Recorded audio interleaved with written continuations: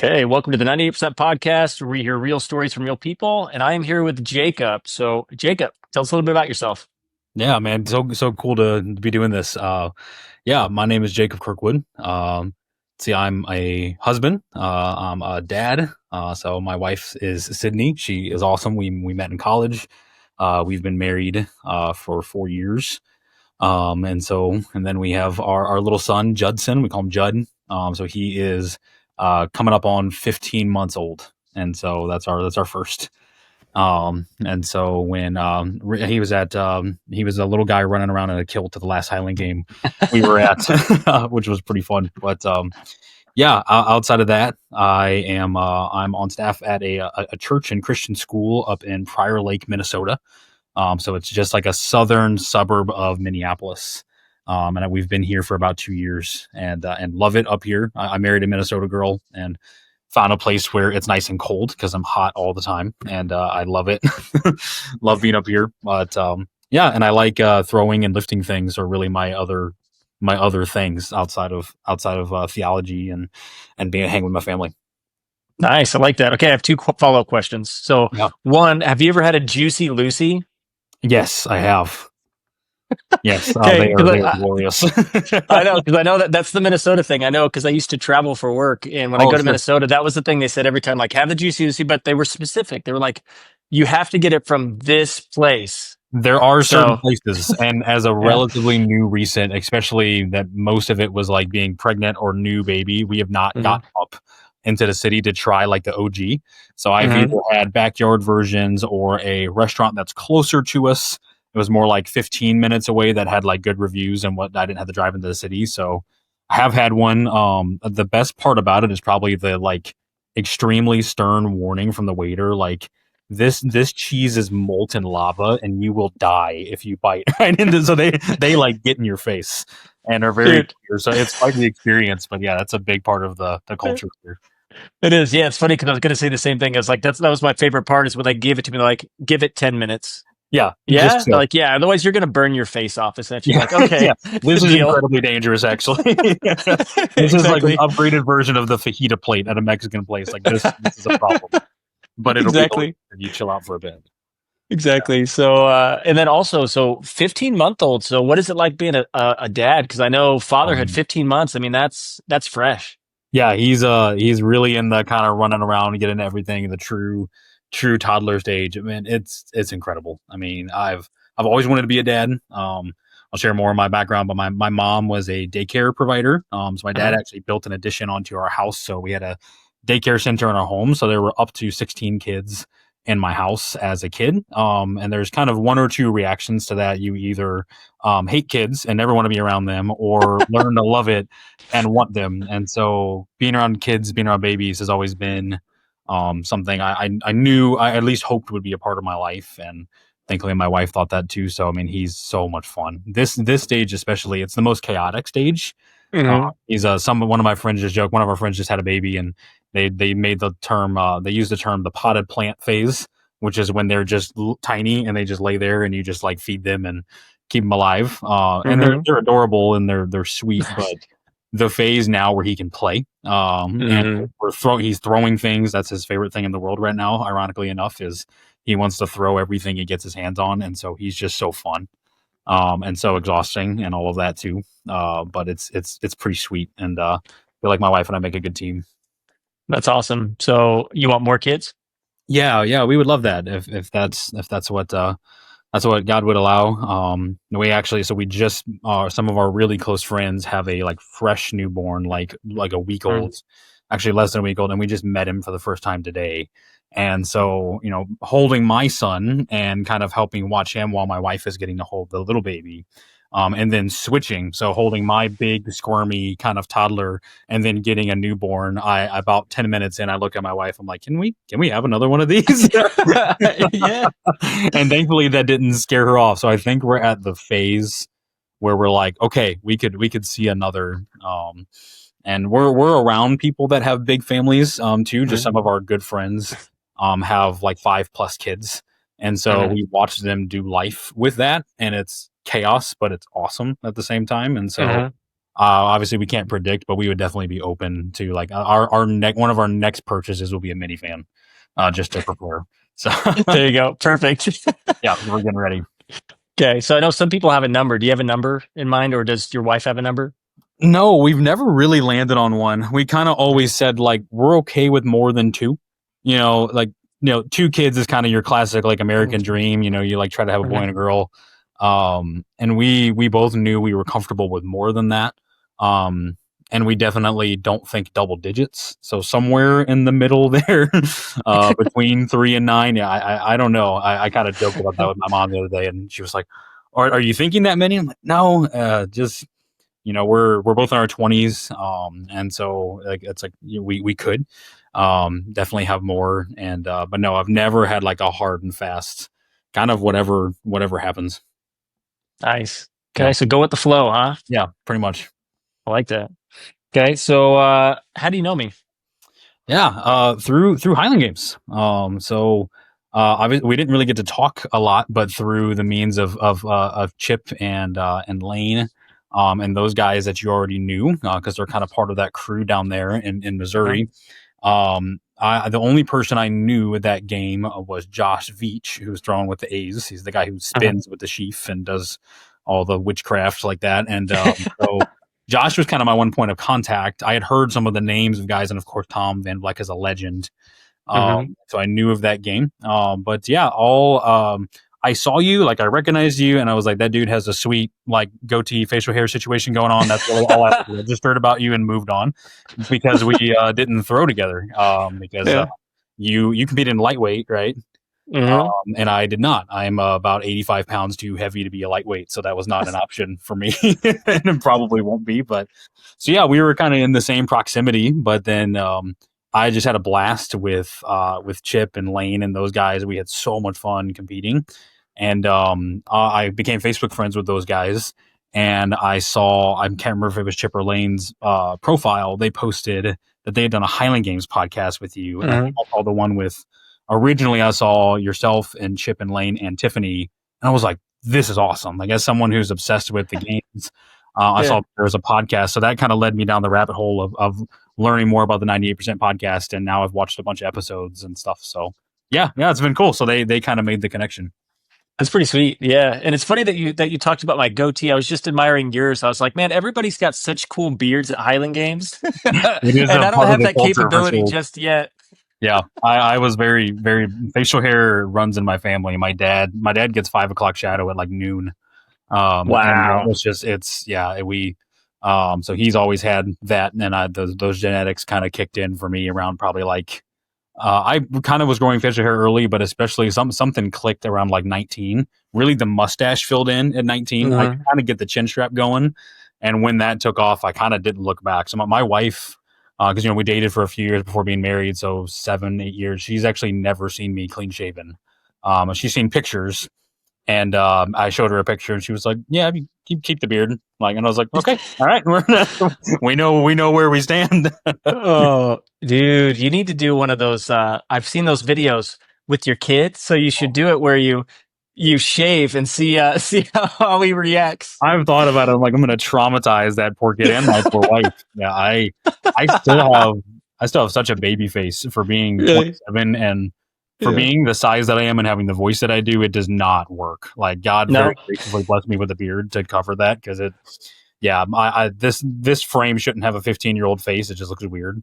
And so it worked out. So I don't know. I don't know if I could bring myself to do it. I've actually had nightmares where I'm trimming my beard and like accidentally take a chunk out, and it's like I have like an emotional response. Like, it's a problem. Yeah. So it's like I might be a little too attached. Dude, that's awesome. So how did you do in that meet, by the way? I did well. It was actually a pretty crazy day. I think I was actually just checking Heavy Athlete before this, the database for Highland Games, and I got a PR in almost every event that I could. Besides, you can't really PR caber other than just getting a 12. Hmm. But through out of my mind, I had a great day, and probably assisted a little bit by some fortuitous hills. Hmm. I Yeah. will argue that you have to throw far enough to take advantage of the hills at Tom's Place, but if you can, they help Uh, too. So yep. Yeah, I think Chip talked about that of like we kind of did a little math and took some feet off of especially our hammer throws. I'm like, okay, I think this is what I actually threw. But yeah, threw well. Got first, which was fun, especially with guys as competitive as Chip and Lane. It was very fun because I Hmm. very quickly picked up on their rivalry. And Josh kind of was in that mix too. So it's this group of A's, and they're all kind of like kind of getting at each other and like messing with each other. And Josh was talking to me a bit too because he was the only one who had thrown with me before. And then I kind of started getting into the mix, and it was just really fun, like banter of just trying to beat each other and stuff. But yeah, it was a great day. That's awesome. You Yeah. got your trophy on you? I don't. It's at home. I'm in my office right now. Nice. Work, but yeah, my sweet Thor's hammer is I've slowly been building like yes, dude. It's oh, dude, did you like stain it? I did. Dude, that's so sick. That's awesome. I It's love that. I've dude, actually because I been was thinking like, about that. My yeah, grandpa, I'll talk about him later. Probably my grandpa did Highland Games for years, and he saw the picture. I sent him the picture and stuff. I usually will call him after I compete just to like update him and stuff. And he's like, "Oh, dude, we should." He was thinking about finding like a metallic spray and making it look like Mjolnir, like. mm, I'm like, that'd be kind of cool too. that'd be legit. I Yeah, like that'd be the really stain. That good. looks really good. Yeah. Well, I saw it and I was like, man, that would look so good at the same ever since I got it. So Yeah, decided to do it. I only did that 2 days ago and was like, it was super easy. It took like 15 minutes. No big deal. that's awesome. And so you got Yeah. also got a first place this season. That's sweet, I man. did. Yes. Well Cause done. that game, so that was only my third games, but Yeah, I know my you're still really fresh. That's awesome. yeah, but it was first time competing lightweight, so that was the difference. Is because I was always around 200 pounds, Mm-hmm. and Chip and them were like, just do heavyweight, just to get a feel for it. So I Yeah, did heavyweight, and was yeah. not a fan of throwing the 56. Dude, Uh, that 42 is pretty sweet, isn't it? dude, it really is. Because it's funny because the 56, like I'm just, I'm trying my best, but I mean, I don't weigh very much. No, dude. I mean, when it's a fourth of your body weight, I mean, that's crazy. Exactly. But what's funny is I think it helped though, because I went from being it's funny, so yeah, because I'm right at 200. So I went from being like the smallest guy to the biggest guy Oh in yeah, lightweight. So yeah. 'Cause it you're was pretty nice. tall, and Yeah, that's big for lightweight. That helps a lot. exactly. Yeah. So I'm looking forward to it. So I got some games. I'll be going to the one in Illinois coming up here. Are you going to that one? No, but that is like my home game basically. The Chatham Sweet Corn Festival. So I'm Yeah. from that area. I grew up like an hour south of there.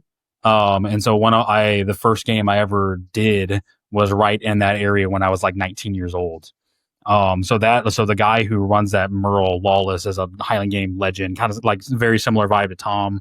That Uh-huh. you'll see some awesome throwers down there. You'll see just some guys who are like world class. The East Coast Women's Championship is happening there, so you'll get to see Yes, a bunch of the best women on the planet, and they are just absolute beasts.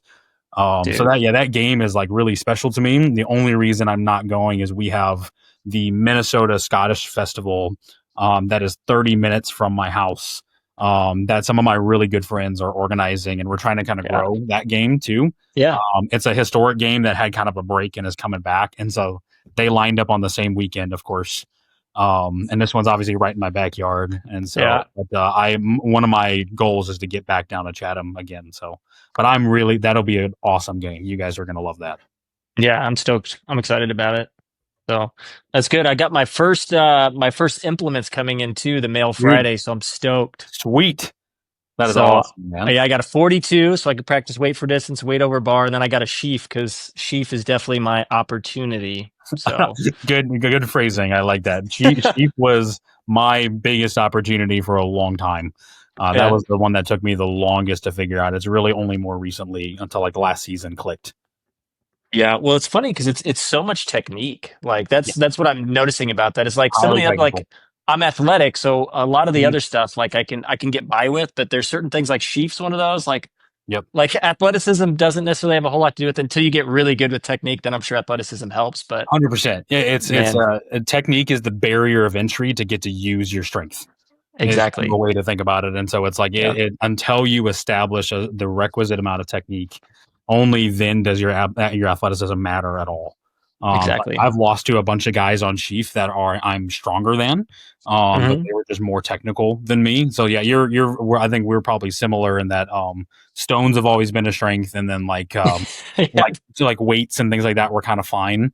But the sheaf was very technical, and I could go really nerdy on this, and we don't have to at this moment necessarily, but yeah, it's there's an old school way that it was taught, and that is starting to finally kind of be phased out. And Hmm. we're starting to see more people throw the sheaf in a way that I think is actually a lot more logical. Hmm. And starting to see a lot of people throw sheaf really high. Chip's a great example of that at the last con. Yeah. We battled on sheaf, which was pretty fun. Yeah. He told us. Yeah, yeah. I saw that podcast. He was all fired up. He was just Uh, in my ear that whole time, like, "I'm gonna make you work for it. I'm coming for you." And I yeah. love that stuff too. And my, it's my goal, especially if I show up at a game where no one knows me. Um, Generally, if especially if we start with stones, everyone hates me after stones. That's kind of been my experience because I was a college shot putter, and so like that's gonna go well for me, Yep. relative to other guys. And so everybody's like, "Oh, great, this guy." And my goal, knowing that you're probably gonna start hating me, my goal is for you to love me by the end of the comp. You know, and so I'm Yeah. just gonna work my way back into your heart. And that Chip was kind of me, and we were having that banter even as we were just battling on Sheath. And so yeah, he very well may even catch me and beat me because he's also still so new. Height events Yeah. are the bane of my existence. Yeah. Yeah, it's funny. That's awesome. See, and I feel similar. So I didn't do shot put in college or anything, but I did do shot put, and that's Sweet. helped tremendously. So That's stones are my thing for sure. Because I even went cheating in, if you even play. when I was competing heavyweight, even in B class, like I was winning those. And it's funny because that's how you start. So I Yep. look like I'm going to be a really good because they're like, dude, you just took first in both stone events. They're like, how are you at everything else? I was like, well, I'm the best at these. Yep. You know, You actually saw my peak, and it's all downhill from here. exactly. That's exactly what happened. Yep. Heavyweight. Yep. I uh, kind of fall apart in the second half of the day. It's like, so I threw shot put and discus really my whole life. yep. And I'm sure I'll get more into that. But yeah, so even the weights also feel pretty natural for me. And then the hammer really started to click. As part of, I'm not tremendously tall, but I have a 6'7" wingspan. So my arms are stupid long. And so hammer just kind of started to work. So it's like the first half of my day is sweet.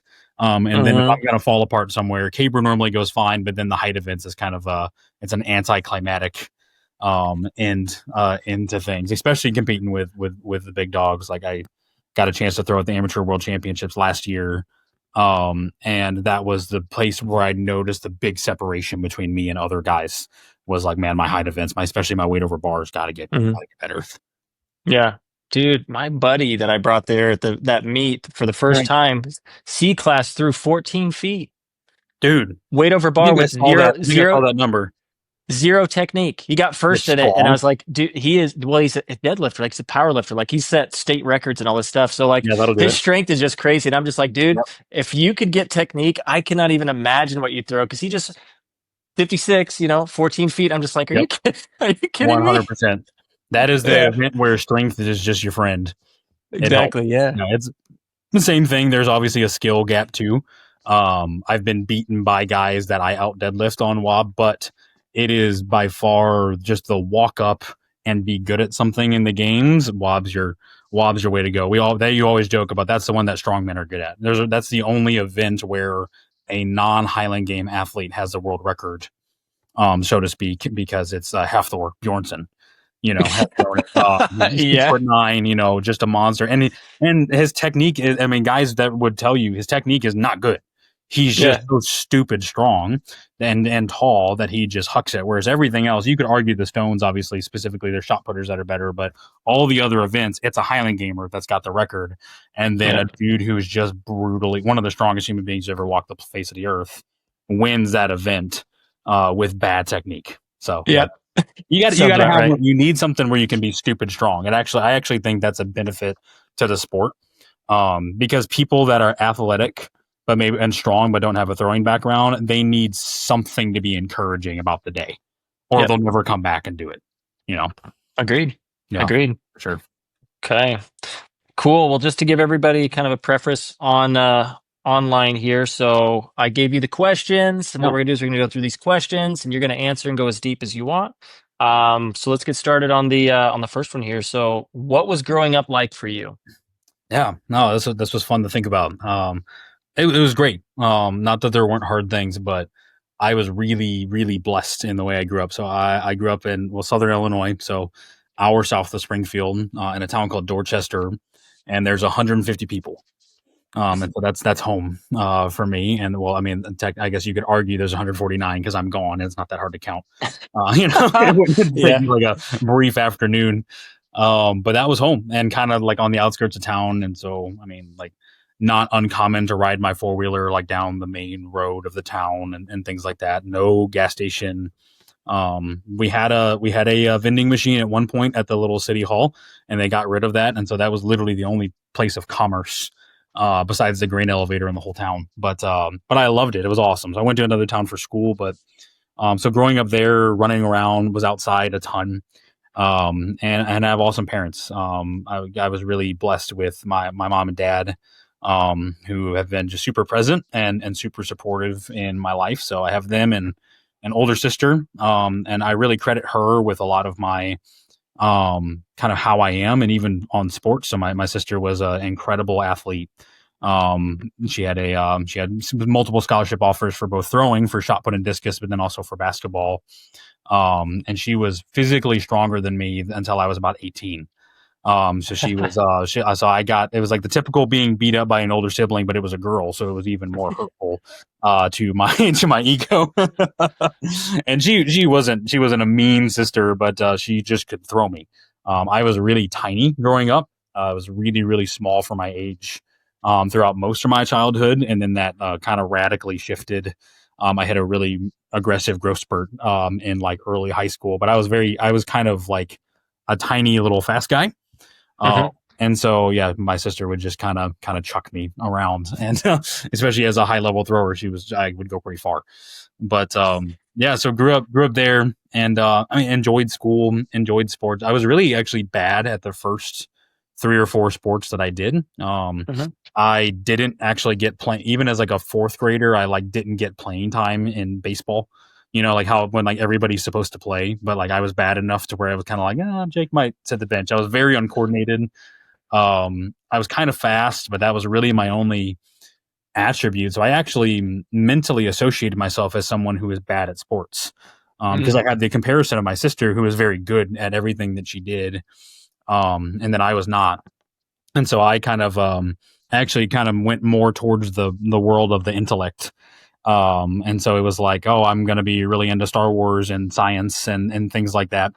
But then I discovered football through a soccer coach. My soccer coach actually told me to do football the next year instead of soccer.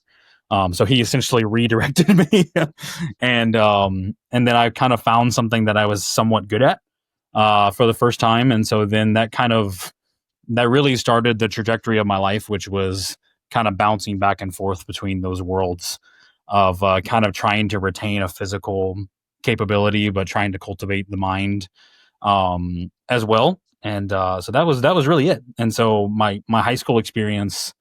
I don't know if you've ever seen or heard of like High School Musical, like with Zac Efron, but that was like kind of my high school experience. Was like there were a lot of days of like literally running from musical practice like to track practice. Like I was singing, in a musical, and then like going to throw a shot put, and sometimes in the same day. And so that was kind of my experience, which was pretty fun. And I know even on podcasts you've talked about like not really fitting into a particular mold. Hmm. And so there were ways in which I felt like that. Um, yeah, and so different challenges about my life led to, especially when I was smaller, a decent amount of bullying and unkindness Hmm. from kids. That did stop pretty radically because of, so I grew a lot, and in early high school, but then I also started, pretty seriously practicing martial arts. Hmm. And then like playing football and lifting weights, that all kind of like happened at the same time. And so I like kind of came back from a summer, and everybody who was not nice to me the year before was all of a sudden really nice to me. So the bullying thing kind of worked itself out. But there was Hmm. still baggage from those things, that I can get into later. But overall, I consider myself incredibly blessed. I had an awesome setting to grow, and really just about every opportunity that could be afforded to me by my parents. Even though they weren't rich by any means, they worked really hard, and they even modeled a great marriage for me, which I'm so thankful for now as a husband and as a dad. Watching my mom just sacrifice for our family and work so hard, and how hard she labored even in like taking care of bills and finances, like her discipline. Mhm. Been watching my dad, who had a hard job. He drove an hour to work one way into St. Louis, Missouri. So to drive commute 2 hours for work on top of long, hard days in a factory. And I would watch him come home, and the first things he would do outside of like giving my mom a kiss and like saying hi to me and my sister was he would go and find something to help with. Like I would watch him go Mhm. take out the trash, or he would start the dishes, or he would start making supper. And so I just saw that every day. And that was just normal to me, of a man who sacrificed for his family, who clearly was on his drive home, was mentally preparing himself, saying, I'm going to go serve my family. I'm Mhm. going to go take care of them. And so that was like normal to me, was watching that kind of discipline and also love from parents. And so that is the biggest advantage I could have possibly gotten. A $10 million inheritance wouldn't even make a dent comparatively to the advantage that I got from the examples that I got to have as a child. Yeah. So, That's yeah. awesome too, because it's like, because we always pay attention to actions, right? It's never words. Yes. Kids will be the first people to know that, right? You say whatever you want to say, they're not going to listen. They'll pay attention to what you do, though.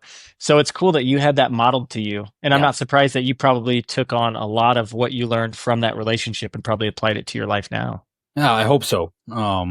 Imperfectly for sure, but yeah, that was such a huge thing for me. And you're right, it wasn't. Especially my mom is a talkative one, and I took after her, but my dad doesn't tend to say a lot. Um, Hmm. in a lot of situations, he talks more now, probably, but yeah, just so I just got to see what especially as a young boy, what a man looks like in a lot of ways. And yeah, having that modeled was so shaping. And not that there's not that my parents were perfect by any means, but it showed me the power of living as an example for other people. And so that Hmm. is incredibly motivating now, having a son. Yeah. Even having, so I'm one of my jobs is I'm a teacher, and so having kids that are looking to me on a regular basis, and so that's very orienting, maybe would be the word to say, in my life. Is recognizing how powerful examples are, both for the negative and for the positive. Hmm. Exactly. Yeah. Some of my best teachers are the ones that taught me what not to do. Yeah, 100%, 100%. So I want to go back to something you said real quick. Yeah. So what martial arts did you do? Pretty traditional karate at first. So my Okay. grandpa, I believe it was Shotokan karate, if I remember correctly. So I've really never been in a true dojo setting. My Uh-huh. grandpa, studied martial arts for years, 20, 30 plus years. Competed all over the place, did like full contact, like some full contact competing, and then some like point sparring, Uh-huh. but did that for a long time in a couple of different styles. And so I'm sure it was kind of blended in a lot of ways. So really everything except for grappling. That was like the one hold of my game that I decided like I need to work on that later. I know Uh-huh. you had some stuff about jujitsu, and so it's like, man, Uh-huh. I need to work on that, because if I'm on the ground, I'm less comfortable. But punching and kicking and things like that. And yeah, so my grandpa was also a thrower, so he was a big guy. And so Uh-huh. it was learning martial arts from someone who he would always joke, like, once I got bigger, especially, he's like, elephants don't fly. And so it's like, don't worry about throwing like a super sick tornado kick, like stuff where you're Yeah. rotating multiple times. He's like, that's Mm-hmm. that's not who you are. Like, he's like, Yep. you can punch really hard, so do that. Like, kind of lean into that piece. Yeah. Yeah, so he started training me, and so we sparred on a pretty regular basis and did some weapons training. He was really into breaking, so boards and Uh-huh. concrete blocks and all of that stuff. He actually traveled um, for a long time and did martial arts demonstrations. And so he's a devout Christian, and I am as well. And so he actually did that as like a ministry, would like break stuff and then talk about Jesus, which is pretty fascinating.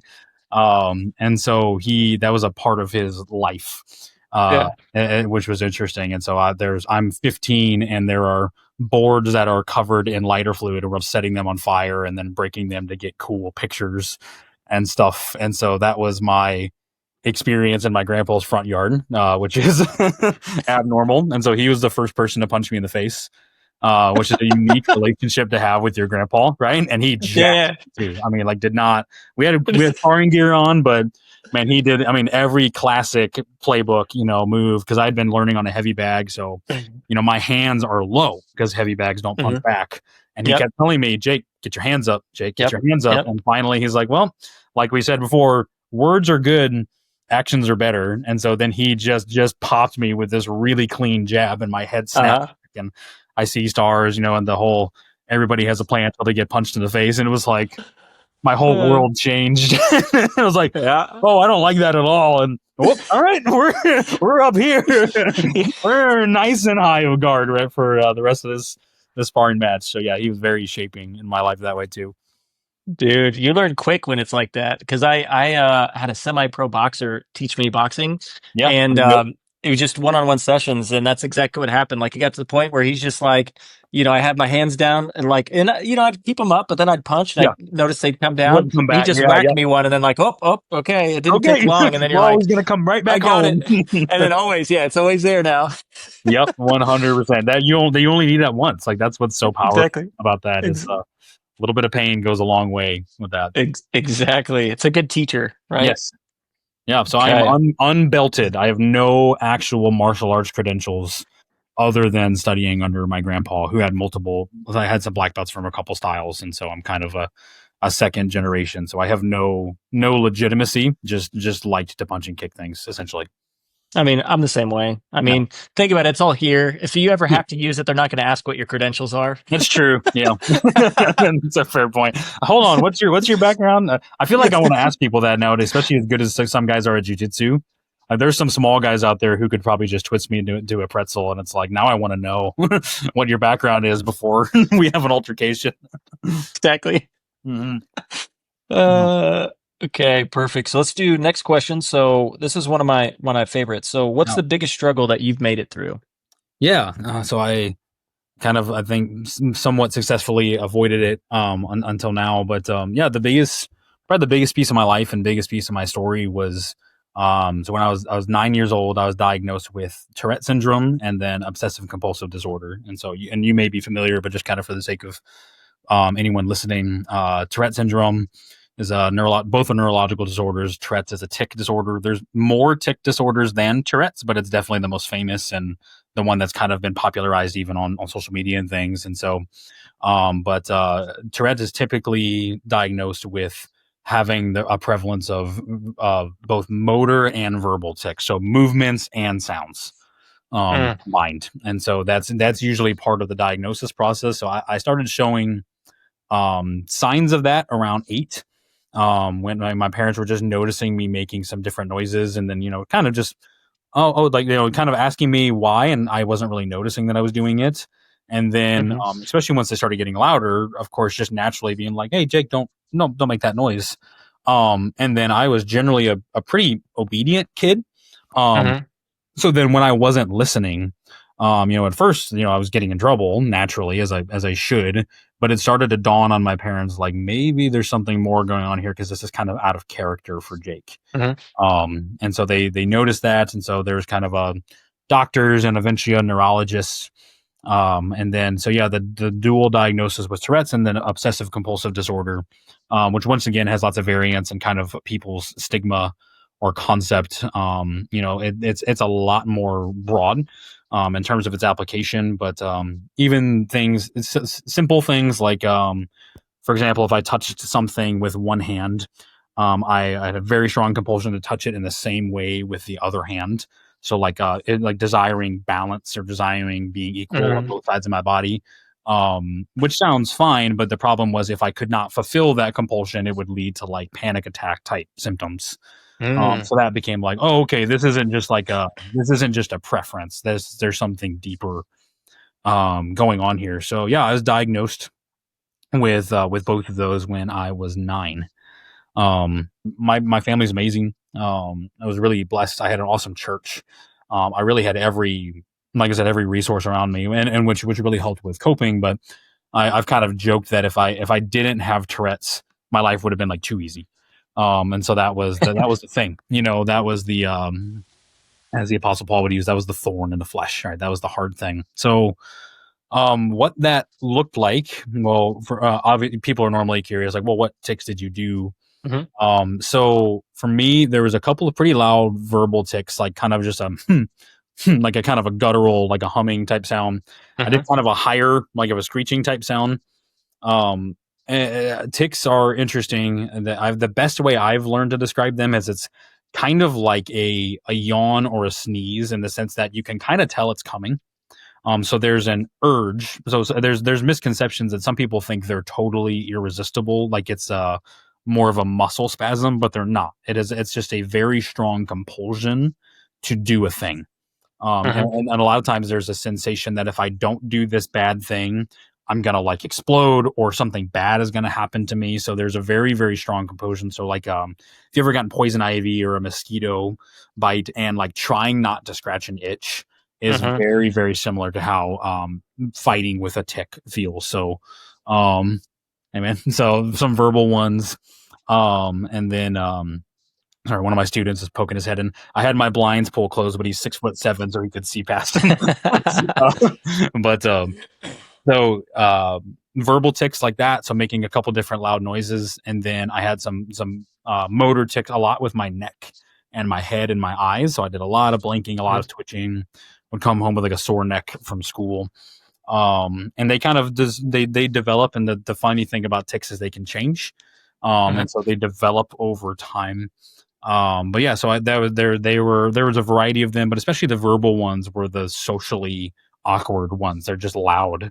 I didn't have what's called coprolalia, which is the like yelling swear words. That's Hmm. like a very common representation of Tourette syndrome between like movies and TV and even like social media now. So that's like the last time I looked up the research, that's like 10% of the Tourette's population, which is already obviously a subsect of the Hmm. population. So it's more rare.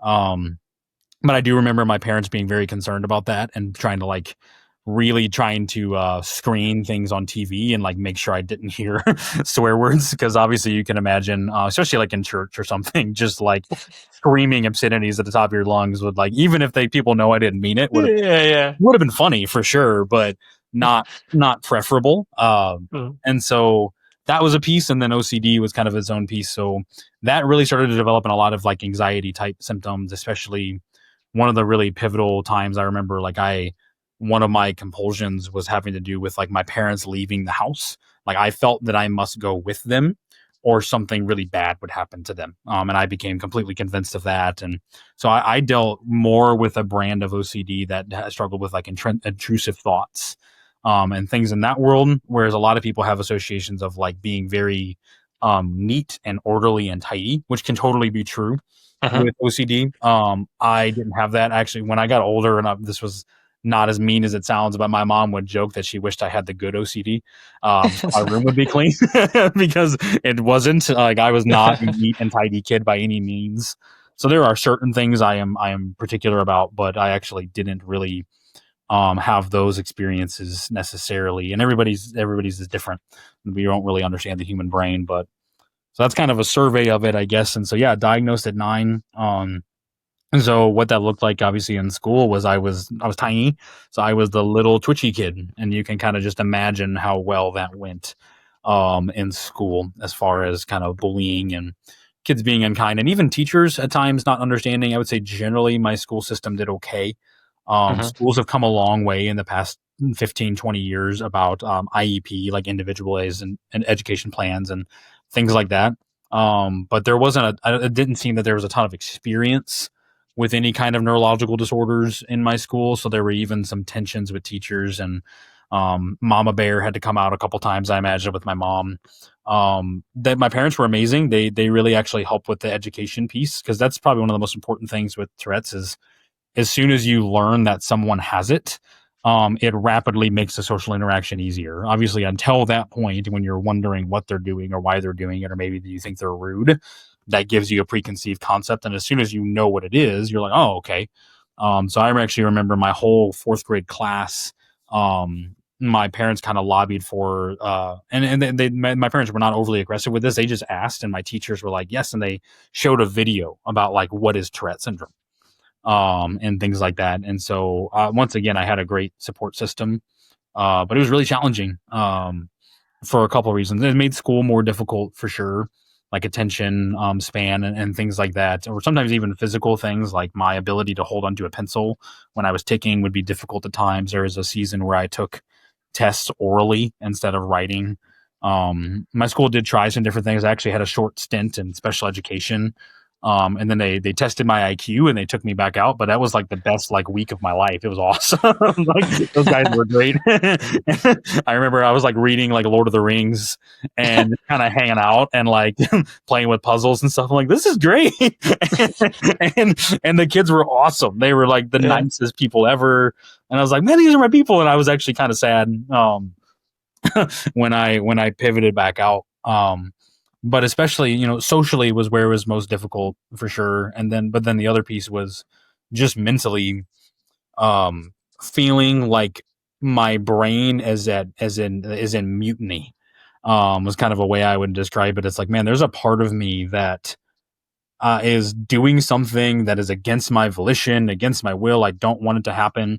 And so it feels like you're not, it's very much the sensation of not being in control.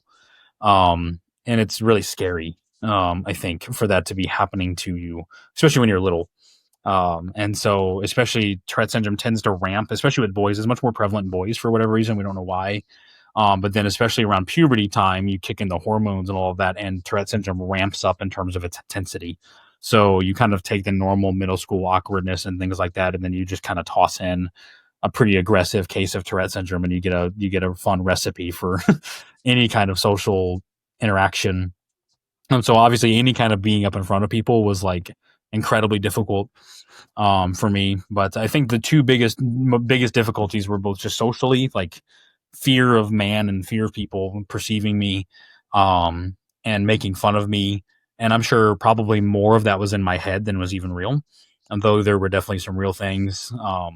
And then the second part was the mental side of struggling with just hating the fact that I had Tourette's, being Mm. angry. I was deeply, deeply angry, especially like in my late middle school, early high school years. I was deeply angry at the world. I was mad at God.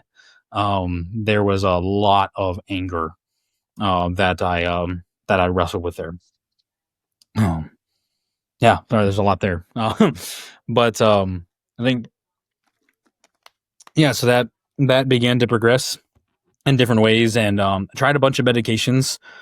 Really didn't have a good experience. A lot of people have. I know people that have had great experiences with medications for Tourette syndrome, and once again, I'm sure it's progressed because I was, this is between the years of like 9 and 11. I'm 27 now, Mhm. but the side effects were honestly almost worse in some ways, in the ways it made my body feel, and things. So it's not like a wholesale medicine is bad by any means, but I didn't respond well to it. And some of the last medications I was being prescribed actually had some more risks and things even involved. Like I was going to have to get like my heart checked regularly as like an 11-year-old. And kind of, I actually came to my parents of like, can I just try not being on medicine? And they were like, yeah, let's give it a shot. And so we'll just kind of do our best and we'll learn together. My parents had never heard of Tourette syndrome before me being diagnosed. And so that was a wild ride, especially those first couple of years. Um, and the sensation of feeling out of control, the sensation of having a part of me that I hated, was incredibly challenging. And I know a lot of people have dealt with things like that, and really, and especially now, I look back and in the grand scheme of things, being a little twitchier than the average person is really not that much of a cross to bear. But especially at the time, um, I very much struggled because it's very internal. It's not something I could beat up. It's Mhm. not something that I could wish away. It wasn't something that I could pray away. There didn't really seem like any recourse for it to get better for a long time. I think what began to change. There's a couple things, but how did I get through it? That's kind of the second half of the question. How did you overcome it, so to speak? So, to kind of give a tidbit, yeah, I now public speak for a living. That's my entire job. Is I'm a teacher, and assistant to the pastors at a church, and so my whole life is being in front of people and public speaking. Mhm. And so obviously, what happened in that gap is kind of the interesting thing. Most people don't know that I have Tourette syndrome now. I still do. It didn't go away or anything. So I still do have Tourette syndrome. I still deal with tics every day. But a couple things started to change. One was my own approach to it. I very much had you can probably even hear the victim mentality in the way that I was thinking of just like, man, I'm cursed or and this terrible thing. And I hated Tourette's. And I saw it as this terrible thing that I had. I hated OCD. I hated the way that it made me feel. So there's very much a narrative of it was controlling me. And to be fair, even the neurology that I was being taught was kind of a victimhood type mentality. I'm sure it wasn't intentional, but it was Hmm. like, oh, it's a part of you, just kind of like, let the ticks out. It was very like go with it. But I really, really struggled with that approach. And actually what began to change was I began to embrace it, but actually in a way become competitive with it. A couple of things that began to shift was some questions, some hard conversations with my parents, even because I think they were seeing the way that I was um, identifying myself as a victim, and even like kind of hoping people would treat me differently. Hmm. I wanted the perks of having a disorder because I hated it so much that I'm like, there's got to be some side benefits, to Hmm. having this. Essentially, there's got to be some perks, and so I kind of wanted that. And so my parents were really instrumental in actually helping me to see the way I was thinking was wrong. And but then probably the most massive piece was my understanding of God. And so obviously I know that not everybody watching this will be religious, but my own story was I was raised in a Christian household, but I had a problem in my understanding of the concept of God, which was basically that God is kind of there to take care of me and God is good and God is love. And so I'd heard those kinds of things. And so I didn't have any room in my theology, my understanding of God, for there being hard things in my life. So I thought either I was like sinning and being punished in some way, or that God was mean and unkind. I didn't have Hmm. any room for understanding that a hard thing could be a great thing. That it could actually be a tremendous blessing and one of the biggest tools for my own personal growth. And a Christian term we would use called sanctification, which is being made different, set apart. Um, and so, how that kind of happened is a huge mentor in my life was a guy, one of the pastors on staff of my church, who spent a lot of time with me. And I was at a week that I was at camp, and he took me to a passage in the Bible. And I'll be brief on this because obviously I could get on a tangent, but it's in Second Corinthians. So it's a New Testament book. It's written by the Apostle Paul, but the concept is that he starts talking about suffering, and Paul had this really brutal life. He was after becoming a Christian, he was a Pharisee. He actually killed Christians because he thought that he was meant to persecute Christians. He actually becomes a follower of Jesus. This radical turn, and he begins being really violently persecuted, being beaten and whipped and tortured for his faith on like a regular basis. And so this dude has suffered more than you can imagine. And so he actually brings up the topic of suffering, and he references in chapter 12 that he had been given what he called a thorn in the flesh. And so obviously the imagery is, a thorn that's like sticking in your Hmm. hand. It's uncomfortable. It hurts. So he's talking about suffering and going through something difficult. He says, I was given a thorn in the flesh, and it was very difficult. And so he says that 3 times I prayed to God for him to remove it from me. I have this thorn. It's really difficult. I want it to go away. It's hard. It was maybe even like hampering his ministry in some ways because he's like traveling and preaching. But then he says, he records essentially God's response to him. And God says, my grace is sufficient for you, for my power is made perfect in weakness. And so that idea being there, God's grace is unmerited kindness. It's enough because God's power, God's strength is made perfect, or shown to be. It's shown really clearly on the backdrop of human weakness, meaning that Hmm. if Paul was perfect and had like nothing wrong with his life, people could very easily attribute everything great that he was doing to him and him alone. But Hmm. obviously, the whole point of Paul's life and the point of his theology was to direct praise and glory to God, because that was consistent with his beliefs and what had happened to him. And so the suffering was actually a means by which he was reminded how dependent he was on God. Because for any religious person, they believe that their every breath is a gift from their creator. And so God says, my grace is sufficient for you, for my power is made perfect in weakness. And Paul responds, therefore I will boast all the more gladly of my weaknesses, so that the power of Christ may rest upon me. And therefore, he goes on this list, I'm content with, see if I can remember all of them, weaknesses, insults, hardships, persecutions, and calamities. So he goes on this list. I'm content with all of those things. Weakness, insults, hardships, persecutions, and calamities. For when I'm weak, then I'm strong.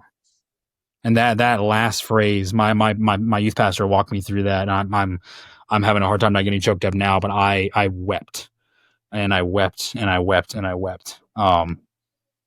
Because I realized that it might just be possible that, looking at how amazing my life was, that I was given one hard thing, one challenge to battle with, and it taught me a couple things. It taught me who I am, that I'm a man who could be gifted and strong and all kinds of other things, but I am ultimately dependent upon my creator. I'm dependent on the God who saves me, because I really do believe that Jesus Christ is a man, and came to earth as the perfect man, lived a perfect life, and then died on the cross. And in doing so, he offered me forgiveness for my sins that I've committed against God. And so I've have this standing from him. But then out of that relationship with him, there at times will be hard things, like a father bringing discipline into the life of his son for the purpose of his growth, but also to reveal to him that no matter how strong he gets, he's not strong enough, that he needs to depend upon something greater than him. And so what that did for me was it spoke to a lot of things, even my physical strength. By that point, I'd really started to grow. I got into weightlifting through that, my grandpa. And really quickly I was bigger and stronger than all of my friends. My genetics really just took to it. I deadlifted 600 pounds for the first time when I was 19. And so my body just was very strong. And so, even at that age, I took a lot of pride in my physical strength, but it was like, okay, I have something, like I referenced before, that I can't beat up. I can't grit my way through it. Mm-hmm. It's in here. And it doesn't go away no matter how strong I get. And so the idea of my strength actually being found in weakness, and recognizing that I am wholly dependent on something outside of me, was a radical change. But what it did, even in specificity to the idea of my thorn in the flesh, was I can become content with this thing, and I can actually battle this thing, and I can live my life in spite of it.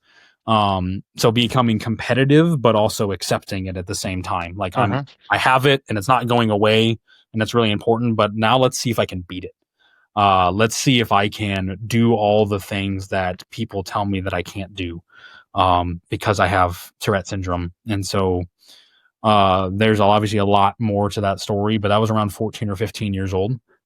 And so then by the time I was 16, that youth pastor kept mentoring me, and I got up in front of my church and I preached for the first time when I was 16, which was terrifying. I had never Mm-hmm. really successfully been able to do things. I could sing in public. I'm not a tremendously great singer, but I enjoy it.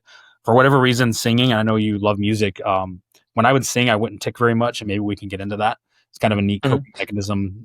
But I could sing, like in choir or something, and later on I would go on to like do musicals and things. But at the time, I had done some singing on stage, but I had never really successfully public spoken without having a total tick attack and like physical breakdown.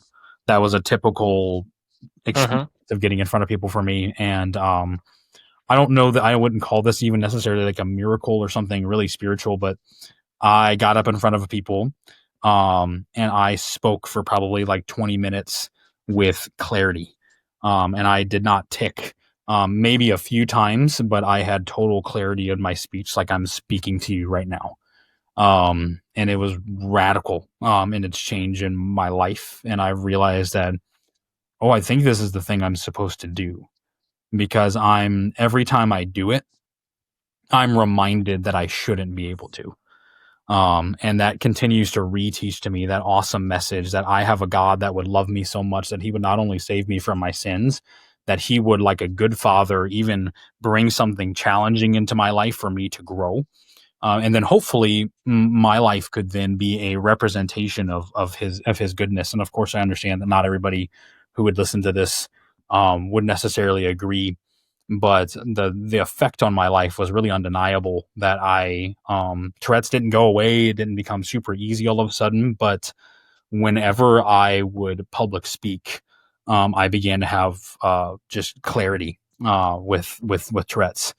And I can maybe even get into some of the mechanics of how I feel like that worked later on, some techniques and things that maybe be helpful to people. But that's really my story. And so that fast forwarded to attending a Christian college, and now so I teach a Bible class, some history and PE, and then speak in other capacities on a pretty regular basis. And every single time, I'm blown away that I get to do this.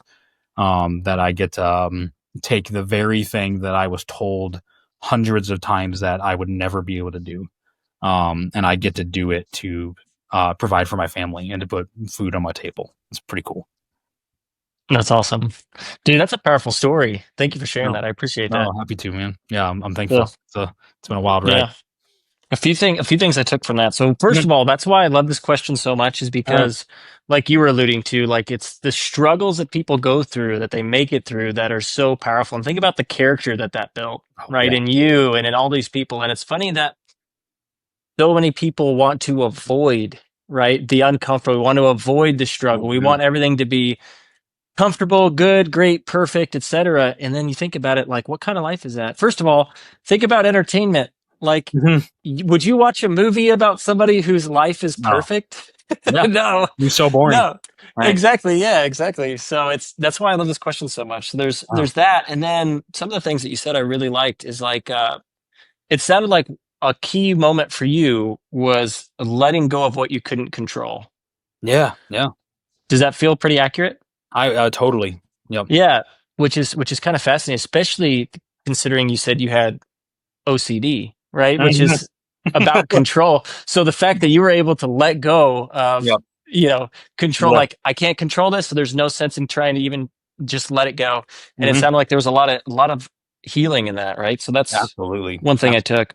And then you also talked about victimhood, right? And I think Mhm.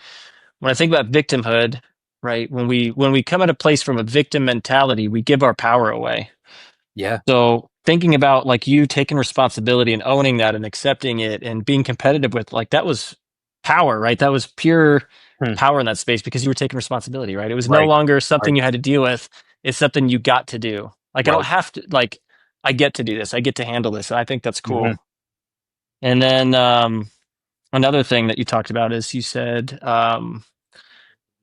that you feared public speaking, right? Like it was scary. And the funny thing is I heard this the other day, and I think it's fascinating. It's like the things you fear are the things you should probably lean into, you Yeah. know, Well said. because there's a reason, right? Because Yeah. if you're afraid of it, that's probably where your growth is. Yeah. And it seems like for you too, to not to have the ticks and all that stuff go away from it, it seems like that was it, right? That Yeah. was leaning into that. And it's so powerful. It's funny that you do that now. That's so cool. Oh, it's crazy. Yeah, I couldn't agree more. Even on a couple of those things, that the control piece was huge. Yeah, it's OCD and Tourette's are actually kind of a funny combination. They don't always go together. Um, Mhm. with neurological disorders, it's actually, I was told at least, that it's not uncommon for there to be more than one. It really gives you a hint into our lack of understanding of the brain, that we're really Yep. kind of just throwing things at the wall and seeing what sticks. Could I have been diagnosed with ADHD and another tic disorder and maybe some autism? Probably. Like you Yep. see another neurologist and that, you talk about spectrums and things, but having that, at least, and as we understand them, those two is a funny combination, because you have a part of your brain that's out of control and a part of your brain that just so desperately wants control. Mhm. You just go to war every day.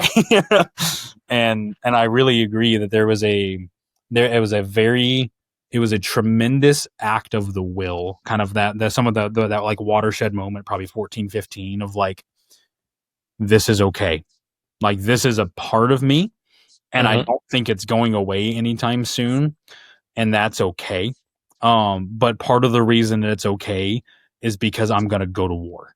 Yep. I am, so it wasn't just a roll over and die.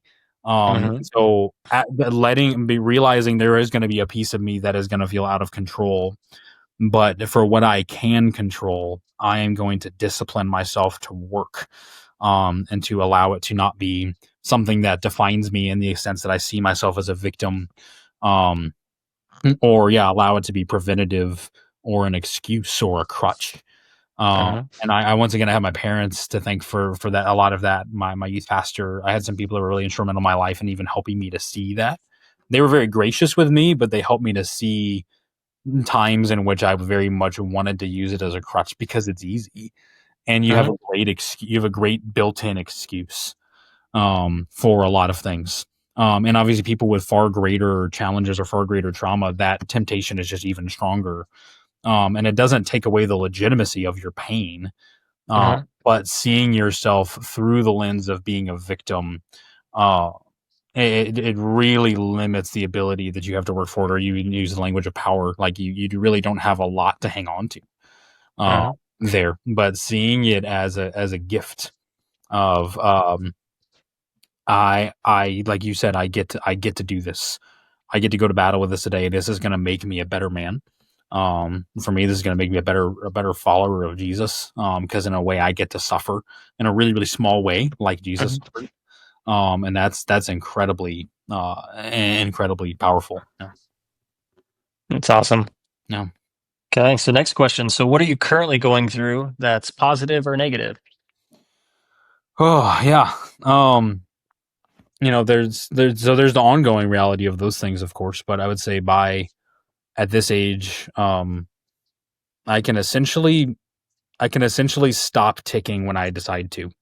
Uh-huh. Which took me a really long time. I was diagnosed when I was 9, I was 27, and so now, if I have the urge to tick, I can fight it, and that took a really long time. There's a lot of willpower there, and then a lot of even practicing, learning to suppress ticks, and so it's less of a big part of my day to day life, um, than it used to be. And so there's a lot there, but that's a huge gift, I would say.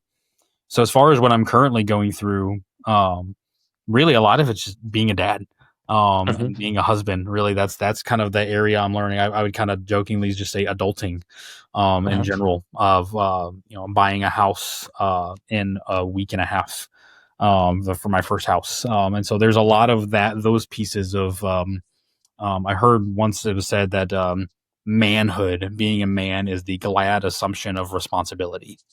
Uh-huh. I really think there's a lot there. Obviously, not that a woman can't take responsibility for things, but there is a shouldering of certain burdens. And so feeling the weight of providing for my family, leading my son, even knowing that there's a decent likelihood that my son will have some kind of neurological disorder. That likelihood is just decently high because genetically, Uh-huh. Tourette syndrome or things of the like are hereditary, to some extent. And so even knowing he might have those things to face, too. So as I'm looking at this little 1 year old just running around with his little belly sticking out and with his milk bottle, and like, life is not always going to be this easy for you. And so what does it look like for me as a dad to prepare him, to be ready? Just like I had people to prepare me, to be ready. And to be fair, my parents had no clue, and my parents made mistakes, and so did I, and I will with my son too. But that responsibility of leading a family, is weighty. It's a good weight, but it's weighty. That's awesome. Yeah, it's something special. Something special Yeah. having kids. I always tell people if you don't have kids, you don't understand. Yeah. It's something you can't understand No. that Agreed. you can see people that have kids, but it's like once you have your own, it changes everything. And I know, and I always tell people like if you want to become self-aware, have a kid. You'll be you're going to learn Oh, a lot about yourself. absolutely. It's a great mirror. It's an ugly mirror. Sometimes, yeah. At least the contents of it at times. Yeah, it's very Yeah, true. exactly. Yeah. Okay. So what is a skill or talent that you could share with us? Yeah, other than talking, really my only marketable skill is throwing stuff, or Uh-huh. lifting things. And so that was very much a solace. I think outside of, if my relationship with God was kind of the number one pivot, obviously the number one mover, a second to that in terms of a gift that I had was sports and physical pursuits. Having actually martial arts was a big piece of that too. So growing up and having like something that takes a lot of discipline like that was really big. So those were huge parts of my own um, learning, and I would find that I wouldn't tick a whole lot when I would compete or Mm-hmm. like when I would sing. It's like I played the Beast in Beauty and the Beast in my senior year in high school in a musical, and that was terrifying and fun. My voice had Mm-hmm. dropped from a high tenor to a low bass within that year, and so I ended up kind of being the right casting for that. And so there was a lot of like learning like little things, but there's a lot. But I'm kind of getting off track, but really the skill or talent piece. Um, is trying of it's the specifics of actually doing Highland Games, but then also the skill of trying to be great at something.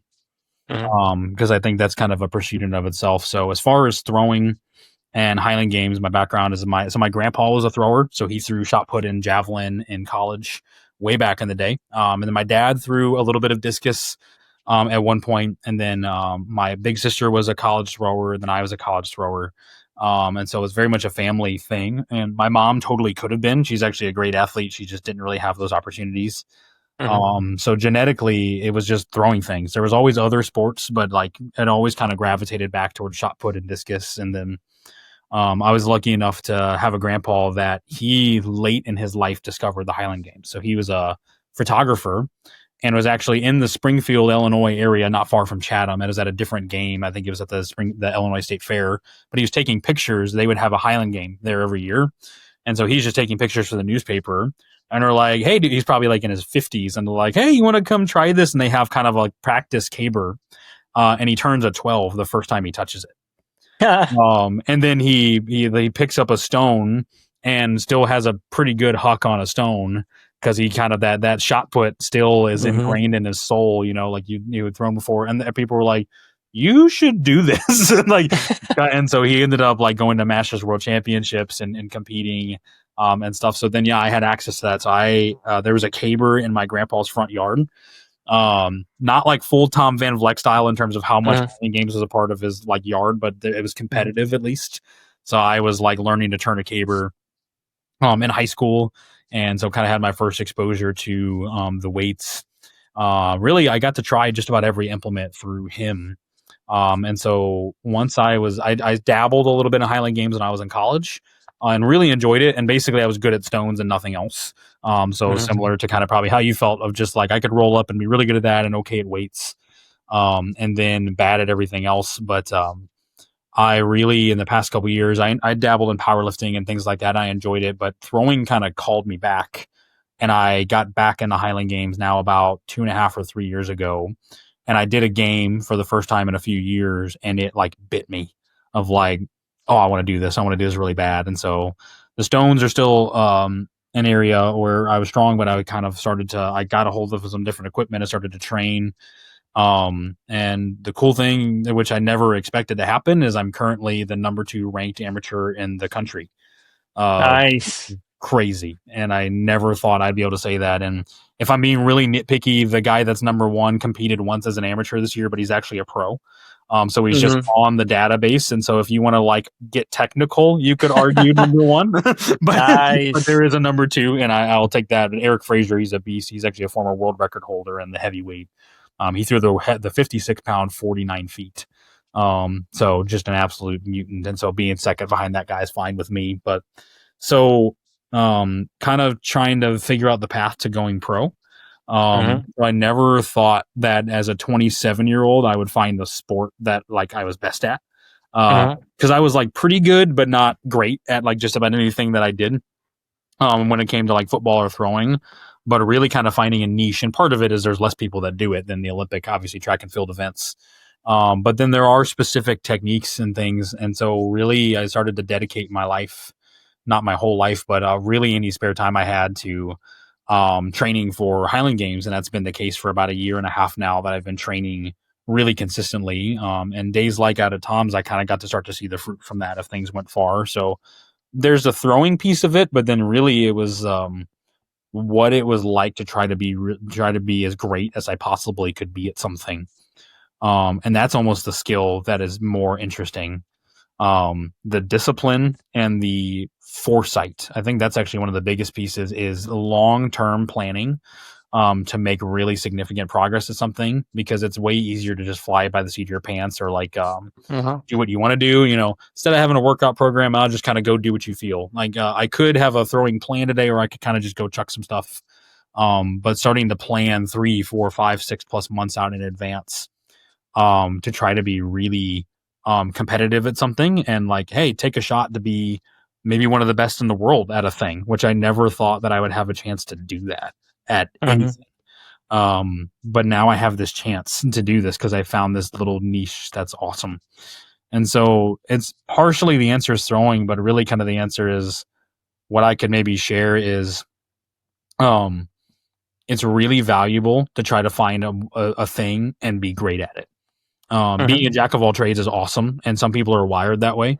And I think some people are wired more to be a specialist. I'm very much wired to be a specialist, but I would encourage people, find one thing and try to be really great, and you'll learn a ton about yourself. But I think you'll also be surprised about the progress you make, but you'll also be surprised about the way that it impacts the rest of your life, as well, and even like totally the things that are non-related to that thing. So it's kind of a roundabout answer, but trying to be great at something is a talent I'm trying to share and trying to pursue. Yeah, I like that. That's cool. Because yeah, I was going to ask when you're going to get your pro card, but I guess you're already in the works of trying to figure that out, huh? Yeah, it's kind of complicated in Highland Games. It's not like you can kind of declare pro more or less when you want. There are generally agreed upon marks, of like that are kind of, you have like, I know on a past podcast you guys talked about like kind of whatever A standards, and there's kind of another standard that is considered pro marks, and you could argue that I have those in most of the events, um, to some extent, but the marks are only one part of it. The other thing is you need invites. People need to want you to come to a pro game, and they need to Yep. be willing to pay you. And so the other piece of it is meeting and like networking, and also the other piece is being entertaining.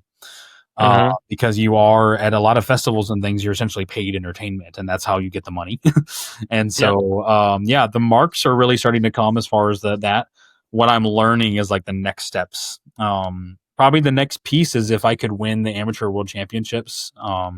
I got third last year. They actually just so happened to happen they're in Minnesota every year.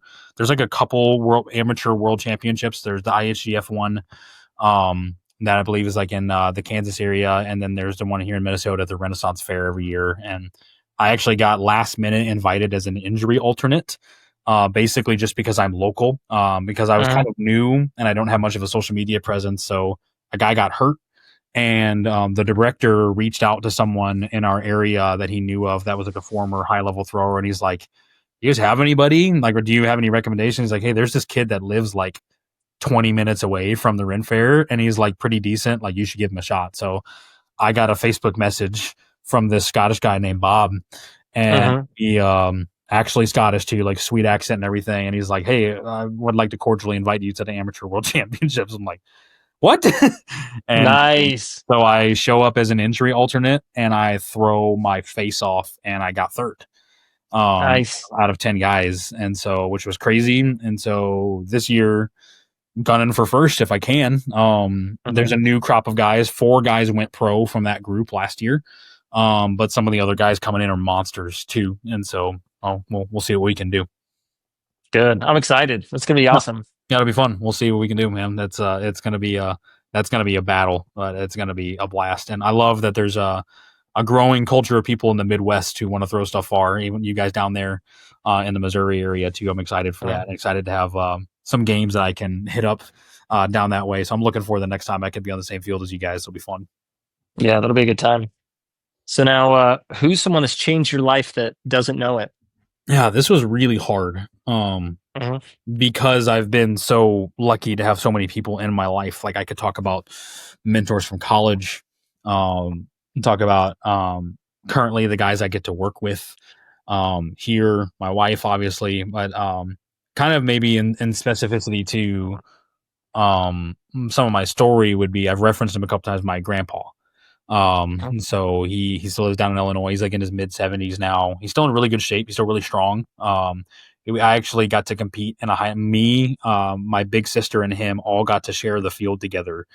He dusted off the kilt after not competing for probably like 15 years, and decided he was gonna compete again, just to get to share the field with me and my sister one time. So I went down to Illinois, and we all got to throw together. I got to watch him turn a caber, and use his old bones to still try to throw far. His body is so beaten and battered at this point. He actually, the only reason he signed up was his shoulder. He can't like lift his shoulder like any higher than this.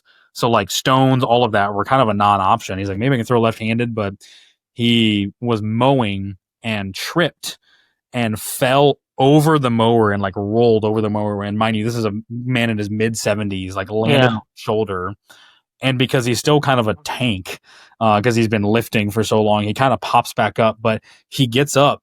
And I guess apparently a couple days later, he's like, my shoulder feels pretty good.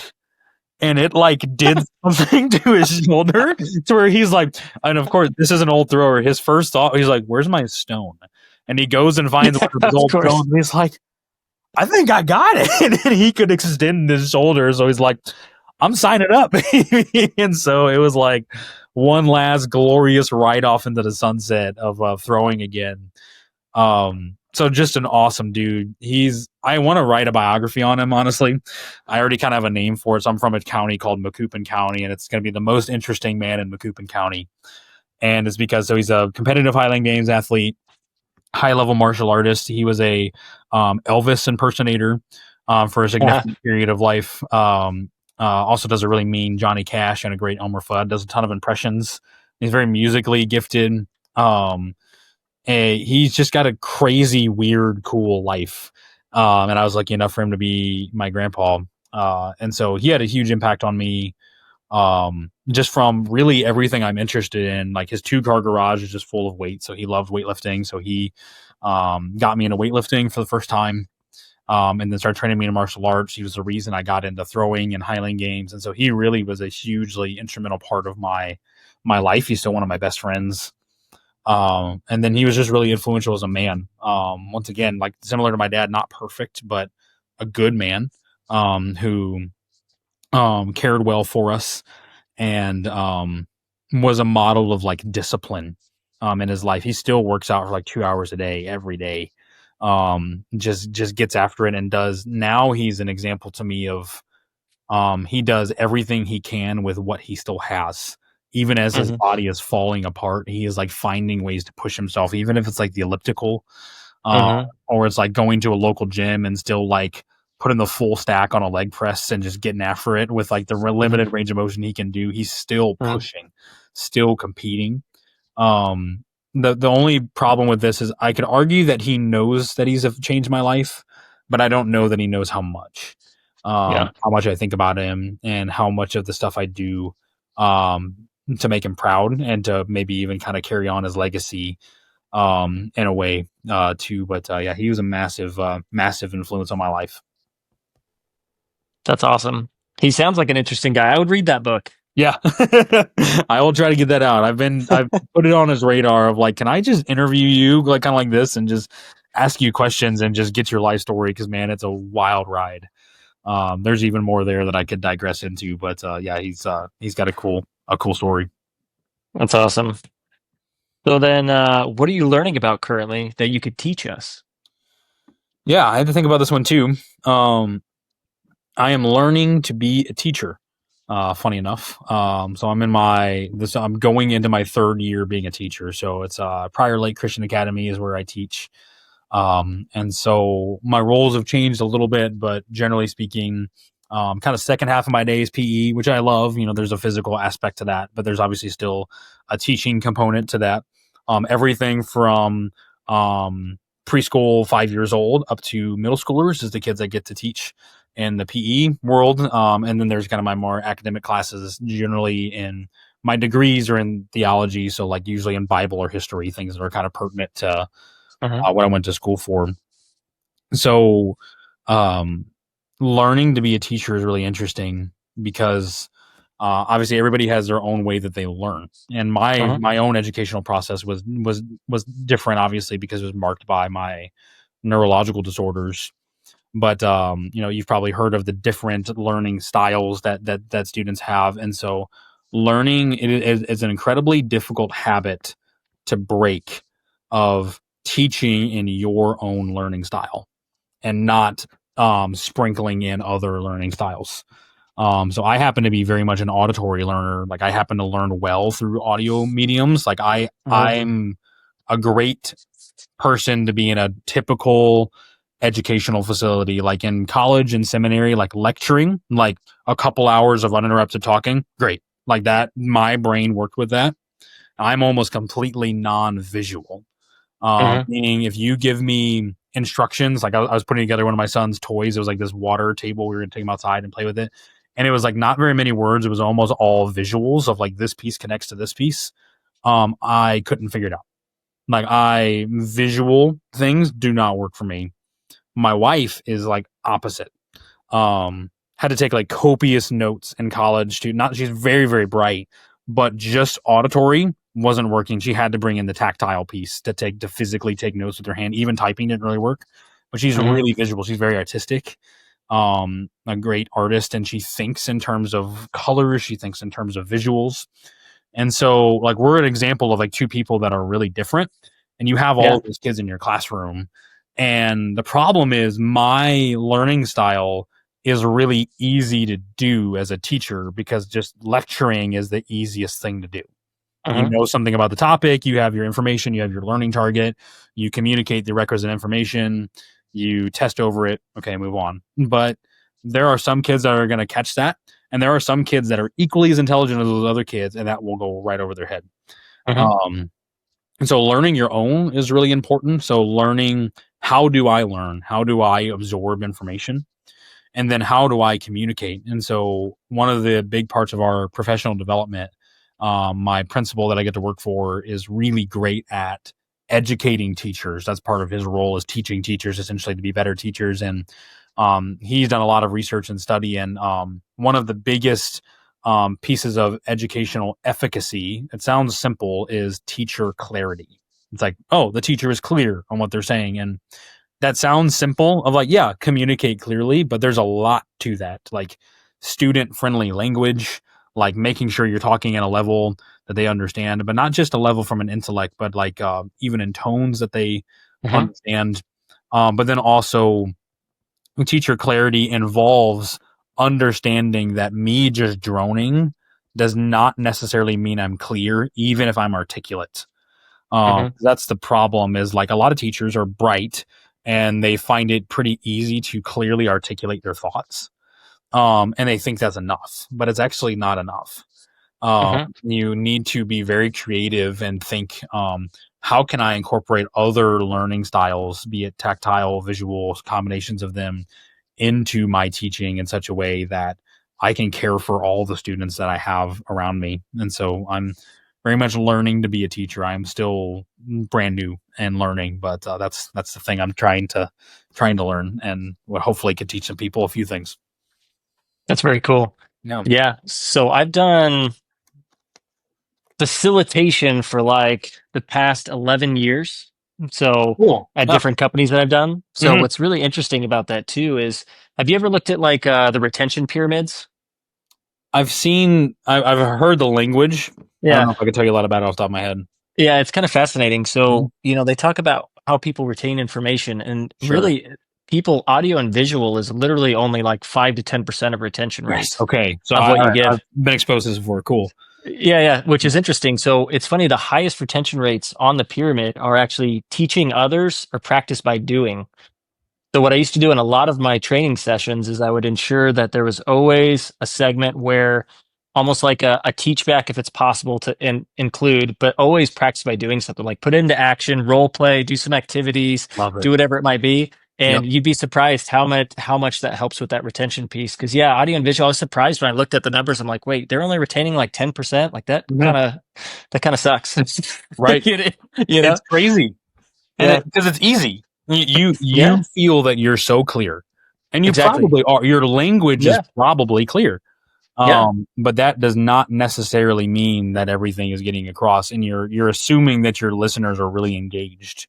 Hmm. That's also assuming you're engaging, and which is a totally Yes. other piece too. But I think back one of the lessons I had when we were in one of my history classes with my fifth and sixth graders. We were in the Greeks, and so which is so fun because you get to talk about Spartans and the Oh Athenians yeah. and stuff. And so, of course, me, especially as a dude who loves violence and stuff, I'm spending like 3 days on the Battle of Thermopylae, and so we're hanging out in that section, and I'm like, there's no way I can teach this without forming a phalanx in my classroom. Like that's happening Hmm. today. Like so Yes. we pick up our chairs, and I spend probably almost half an hour, and we build a shield wall out of these fifth and sixth graders because we have these Hmm. folding chairs that kind of work as shields. They can kind of look through them, Hmm. and stuff. And obviously they love it and are having a blast. And so I'm like simulating, like, okay, if arrows came down and stuff. But the funny thing is, so those kids are 2 years older now, and they still reference that. But Yep. obviously, it'd be one thing if they're like, "Oh, that was really fun," but they've attached the content to it, which is really Exactly. because they're like, "Well, I remember that they do a phalanx because," right? And so then they Yep. start talking about Greek hoplites, and they start talking about like the context of the battle and battling the Persians. Why were the Persians invading? And it's like, "Oh, dude, that's crazy." And I honestly almost kind of stumbled into that because I'm like, "This is going to be fun." Uh, Hmm. but that really was kind of a teach back in some ways, but really it was like that practice by doing. Yep. And that was so powerful that these kids remember that. And there were other lessons that I thought I was probably super verbally clear. Maybe I was, but they will never remember that forever. No, Yeah. exactly. Yeah. That's exactly right. So that they're going to remember that moment forever, and they're going to remember the details associated with it, right? Yes. That's what's so cool is because you're talking 10% retention versus like 70 or 80% retention rate by doing what you just did, right? And Yep. it's crazy. So yeah, do more stuff like that because people are Yes. also going to think your class is so freaking fun, That's the right? other, that's the great They're gonna part about want it is like you get to exactly, be yeah, history teachers get a lot of leeway to just be like the fun teacher. yeah, So yeah, it's a blast. So you're going outside and doing silly stuff, but yeah, that's where it's at. That's the stuff I remember. I mean, that's those are the things that are locked into my brain too. But yeah, if you then are clear, if your content is also clear and compelling yep, along with that, and you can blend those, exactly, yeah, it's pretty sweet. spot on. I love that. Okay, so what are you doing for fun? Yeah, I mean, basically throwing stuff. So I kind of joked earlier that I am my personality. I'm very much a specialist. So this is where OCD is my superpower. I get deeply, deeply obsessed about the things that I'm interested in. Oh yeah. So that's kind of where so powerlifting was at for a while. And I really loved powerlifting and a blast and did some competing and things like that. Before that it was football, so there were always things. Um, but yeah, Highland Games very much has my attention now, and so the training for it is fun. But then training with people is a blast. Hmm. As you're getting to do that, we have some really good throwers up here. Some guys are really knowledgeable, as well, and so. But then building the friendships, like this is the stuff that's cool, and this is stuff I've been excited about is um, building relationships, like even in different states.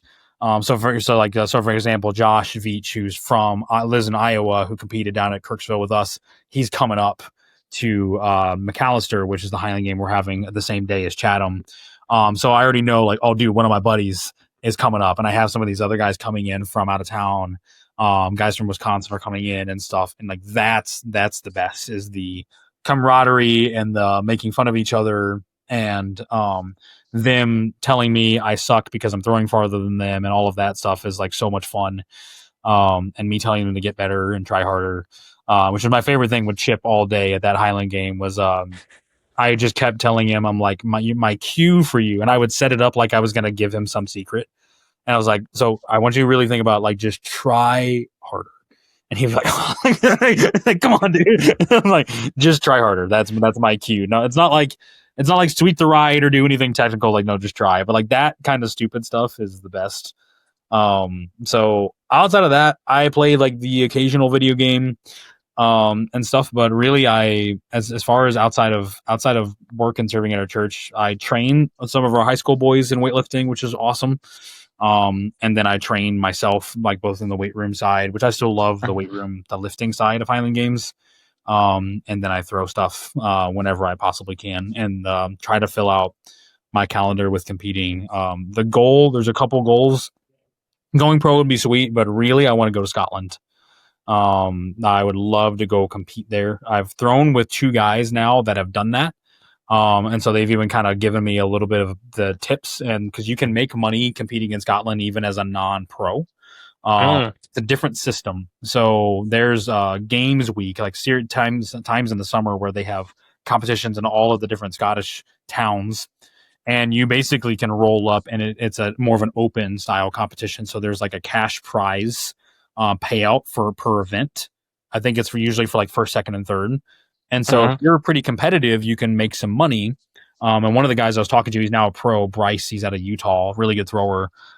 He basically said that he was able to break even on his plane tickets for like him and his wife to go Nice. out to Scotland. And I'm like, and so I told my wife that, and my wife was like, go throw, like go get better, like go like take me to Scotland. Yes. And so I love traveling. My wife and I traveled for a couple Mm, years for work. I think you referenced doing the same. So the goal is if we can combine or actually have throwing be a means of traveling, mm-hmm. pay for it even, like that's the goal. So that stuff I find really fun. So when I can combine that, like travel somewhere cool, like there's a big Highland game that happens in Alaska every year. That's like one of my bucket list games. That kind of stuff I find really fun. So if I'm really specific, it's throwing stuff, but throwing stuff as a means to go see cool places would be Mm-hmm. what I find fun. So are you going to talk your wife into throwing?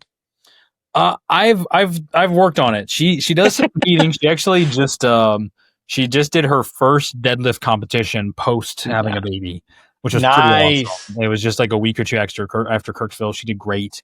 She actually had a PR. She got a 5 pound PR, and a lifetime PR, which is pretty sick for after having a baby.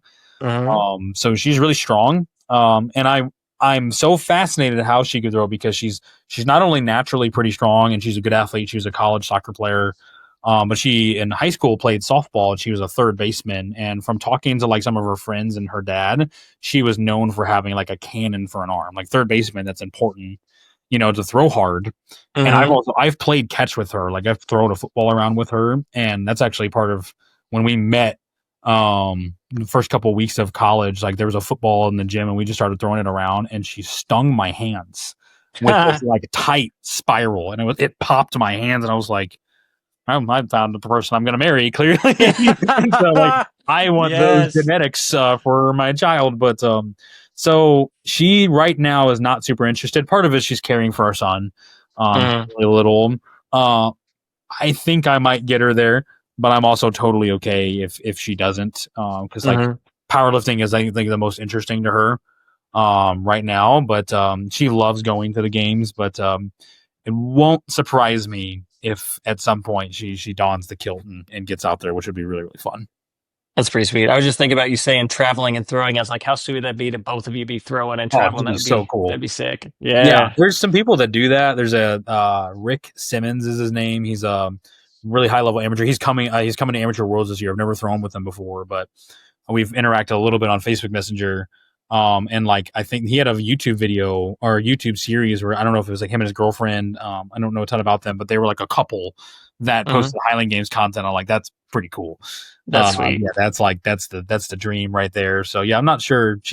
My wife does a lot of like social media managing. She's really good at that stuff. I'm useless at any of that. I'm super not technologically inclined for a 27-year-old, and so I've actually thought about with trying to progress towards being a pro.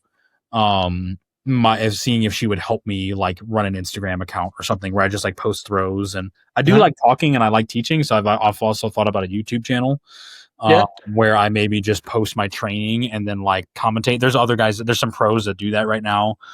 Justin Blatnick, Danny Autry, guys that are like good throwers that like post their content. And so it's like, oh, that's a way I could contribute to the space. Maybe I could do that, but I would need her help to make any of the videos look even a little bit cool. And Yeah. somebody to click on them. Well, the thing about that is the easiest way to do it is just start. True. Very true. Yeah. What I found out through experience is Yeah. you spend so much time learning and thinking about it that you don't take any action. Right. That's very fair. So Cool. Okay. So we're wrapping up. We only got a Yeah. couple questions left. So we covered a lot today. So what I want to do is I love this question too. So um, if there was to be a story made about you from when you were born to now, what would that story be called? Yeah, had to think about this one a fair bit. Still don't know if I'm in love with the name, but I think it at least fits the content. I would call it Unlikely Trajectory. Okay. And there's a couple reasons for that. So there's like a physical and then kind of a more of a life spiritual piece to it. Like, so people who maybe knew me when I was a kid and then they see me now, especially like if like one of my middle school teachers like sees my mom posts a video of me on Facebook throwing something, or like there's a physical side where I don't look how I used to and I'm big and I have a beard and things. So like Hmm. people that knew me when I was a little kid and then have since met me now are like, what happened to you? And so my life had a bit of an unlikely trajectory. I wasn't good at sports. And then really the only thing I was good at was like I was kind of quick. Like I wanted to be a sprinter. I actually was a sprinter and a running back when I first started like track in college or track Hmm. and football. And then I grew a bunch, and my life kind of pivoted. So it was just an unlikely trajectory of like, you look at that little guy, and my mom has photo albums of like you can like see all my ribs, and I'm so skinny and so tiny. And then how different life is, and even just my pursuits and like finding this weird niche of Highland Games. But then obviously there's a more meta version of that of like when people find out that I have Tourette syndrome and then they see what I do for a living, it's like that. No, I wasn't expecting that. I'm like, yeah, neither was I. Yep. It was very unlikely, and that is by God's grace. But yeah, it's a story that if you read the first couple chapters and then for whatever reason you skip towards the end, you would be like, what happened in the middle? Yep. So that really I think kind of captures it in some ways. Is it's an unlikely trajectory of life. Okay. I like that. I like that. Okay, so now this is the part of the podcast where you get to share any other things that you want to share that we haven't talked about yet, or your socials, or anything you want to promote. This is kind of like your little block here to kind of share any of that if you choose to take Yeah, it. I really appreciate it, man. Yeah, I don't have much. So I currently have a Facebook, and that's it. As far as social media, so I mean, people are like welcome to friend me, but if I don't know who you are, I may not friend you back. But like I said, I actually have been pondering the idea of growing a little bit as far as a social media presence, just to kind of contribute to the Highland Game space and kind of share this ride I'm on. But no, really, there's not really much as far as social media. My life is pretty straightforward other than that, serving here at my church. If people are in the Minneapolis area and want to stop by and come see us, they're welcome to come to our church or come drop by and say hi. But no, other than that, people could, if they wanted to connect with me, definitely Facebook would be fine. I've had people reach out as far as like throwing advice. And I'm happy to respond to that. Like if I can be a resource for like training or Highland Games tips, that's really, like I said, one of my very few skills that I'm like decent at, and so I would be happy if, in any way to contribute to that, and I would not like charge or anything. Um, and so if anybody wants anything like that, they're more than welcome to reach out. You can find me by my name on Facebook, but that's really it. Okay, cool. Okay, and then this is the last question, and this is, I've said a lot of these are my favorite. This is also one of my favorites. Yeah, Okay, yeah, so I like this one a why I lot. like this one? Because this is the one where you get to answer a question from the previous guest, and you don't know what it was, or Yeah. I hope you don't know what it was. You might know what it is if you were watching. And then you get to create one for the next guest. So the question is, if your funeral is the litmus test for your life, how many people will be there? It's a good question. No, I like that. Yeah, I have not watched the most recent episode, so I was chugging my way through Lane Jellison's episode most recently. But Yeah. um, if your funeral was a litmus test for your life, how many people would be there?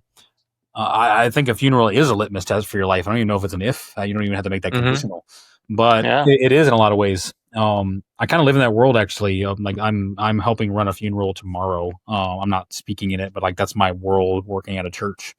And they're really powerful, really hard things. But as far as mine, I would like to think. part of it, if I died right this second, I'm 27. That's more of a tragedy than if I died in my 80s.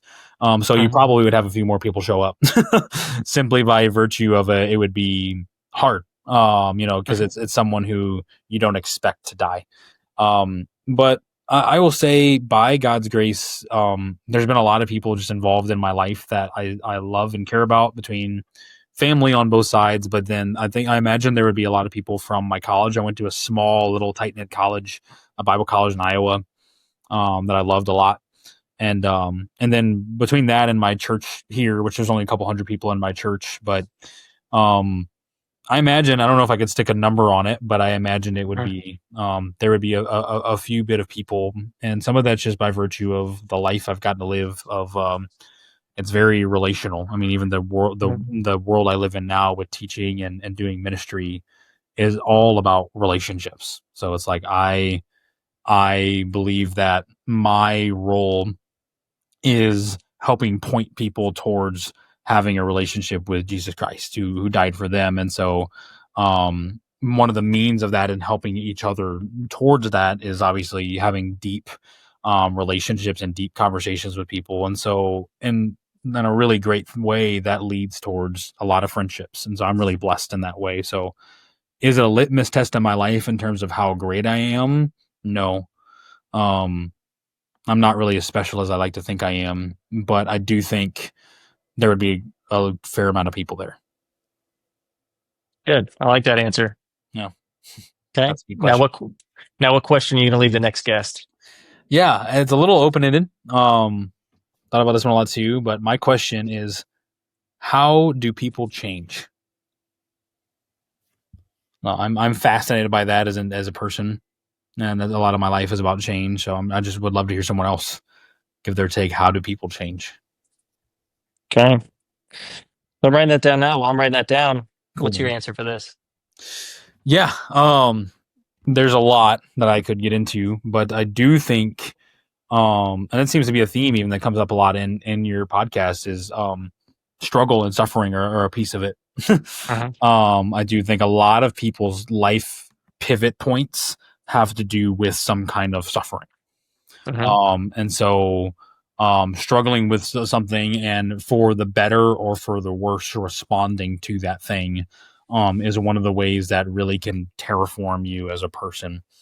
Um, I do think specifically my worldview would be that, um, recognizing that, you're created by something that loves you, and died for you, is a radically changing thing. So maybe an example would be, you have situations like, I'm really fascinated by the military. I've never served, but I'm really interested in it. And there's stories of incredible self-sacrifice. So like a great example that I've read a lot about is a guy like Mikey Monsoor. He's a Navy SEAL, who got a Medal of Honor for diving on a grenade and saving a couple of his buddies. And that story's happened numerous times in the military, and it's incredible. And reading that story is listening to a podcast about that story, and I'm like bawling in my car. I'm not normally a sad crier, more of a happy crier, but I'm like crying, Uh-huh. and it was really powerful. And I kind of started thinking about why, and I think we are hardwired to love as humans and be affected by tremendous acts of self-sacrifice. Uh-huh. There's something really potent. I mean, that's like the hero story. And what are some of the most compelling hero story is the moments where the hero sacrifices everything. The Iron Man moment, at the end of the Uh-huh. Avenger cycle, whatever it may be, Gandalf, taking a stand for the Balrog, and helping Uh-huh. the rest of the Fellowship go forward. Whatever it is, like, you cry. Those affect you. And so I really believe that, um, Jesus actually did that for me. So I actually believe that he lived and then died unjustly, and him dying was offering himself as a sacrifice, because I had sinned against God and deserved punishment for it. But Jesus absorbed that sacrifice, and then in its place of taking all of that, he absorbed that punishment and granted me righteousness, meaning that I get to be a son of God, and that is a free gift that is extended to everyone. And I deeply believe that's true to the core of my being. And because of that, I have a story of self-sacrifice that's a part of my story. And it is as real to me as if someone pushed me out of the way of a moving bus.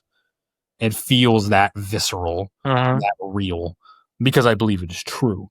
And there's of course lots of reasons, but that's a different podcast. But that is, if you had that moment, if someone jumped on a grenade for you or pushed you out of the way of that bus, and maybe they got hit because they pushed you out of the way, that would radically change the way that you live your life.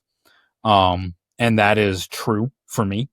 And I believe that is true empirically, objectively for everyone. And so because of that, that is the most deeply changing thing that exists. And that's for everyone to decide. But having suffering, to summarize, but then having someone else suffer for you, are two incredibly potent things that I think change people irreparably. Okay, I like it. See, that was a deep answer for such an open-ended question. I guess that's why I like the question, but I actually wasn't prepared to answer it. I forgot that I was going to need to provide my own answer. So, Oh, I don't always make people do that, yeah, but I like doing it for fun, putting good. people on the spot. That's cool. No, that's neat. It's good. So, and I'm not going to answer this until Mhm. my special recap episode. Yes. Yeah, I'll be looking forward to that. So, yeah, so we'll wait for that. So that'll be, what are we at? You'll be 44. So whenever we get to 50, I'll Okay, recap your question and the 10 other guests or the nine sweet. other guests during that section. So then you'll Sweet. get to hear my answer on that. Cool. So That'll be fun. very cool. So, Jacob, thank you for hopping on the podcast, man. I appreciate it. Dude, this was a blast. Thanks Yeah, for the opportunity to share. It's a neat platform to share my story, and excited to get to know you better, like actually in person.